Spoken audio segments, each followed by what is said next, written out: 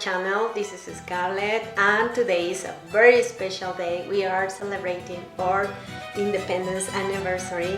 So we are going to share with you a very iconic dish. This is Chiles en Nogada. But before we begin, remember to join to our community, liking, sharing and subscribing to our channel, so you can have access to all our recipes and to our special edition collection Go by Mirrors, a Mexican cuisine you from the pre-Columbian to the conquest of the Aztec Empire and today, including this special iconic dish. The story of Chiles en Nogada begins in 1821, a time when Mexico was on the verge of its independence from Spain. According to legend, the dish was first created by the Augustinian nuns of the Santa Monica convent in Puebla. They crafted this special recipe to honor Agustín de Iturbide, one of Mexico's leading figures in the fight for independence, during his visit to Puebla after signing the Treaty of Córdoba, which granted Mexico its independence. The dish was designed to reflect the colors of the Mexican flag: the poblano peppers, green, the walnut sauce, white, and the pomegranate seeds, red. In doing so, the nuns created more than just a meal. They crafted a symbol of Mexican identity and unity.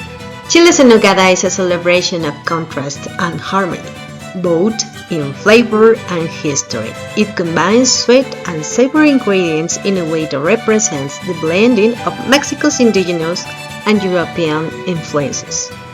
At its core, the dish features a roasted poblano pepper stuffed with a mixture called picadillo. The picadillo is typically made of mincemeat, fruits such as peaches, apples, pears, and various spices that add complexity to the flavor profile.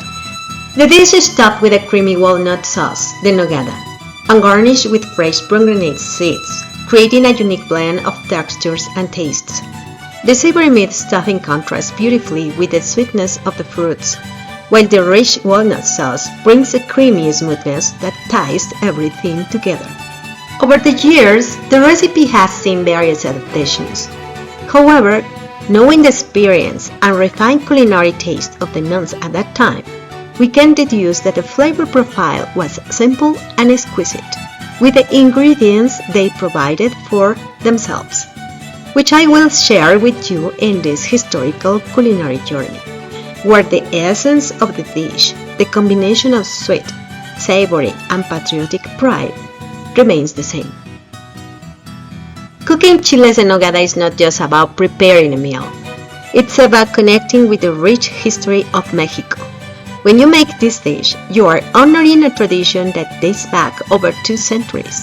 The flavors, the colors, and the artistry of the chiles en nogada make it an unforgettable culinary experience. Plus, it's a dish that sparks conversation and brings people together, whether you are cooking for a family gathering or a special celebration. Now that you know the incredible history behind chiles en nogada, it's time to try it for yourself. I created a step-by-step masterclass that walks you through the entire process, from roasting the poblano peppers to preparing the perfect walnut sauce. Whether you are a seasoned cook or a beginner in the kitchen, you'll find this recipe both accessible and rewarding. Chiles en nogada is one more proof of the flavor tapestry of the mystical Mexican cuisine. Don't miss the chance to make this legendary dish. Click the link below to join my masterclass and start creating a piece of Mexican history in your own home.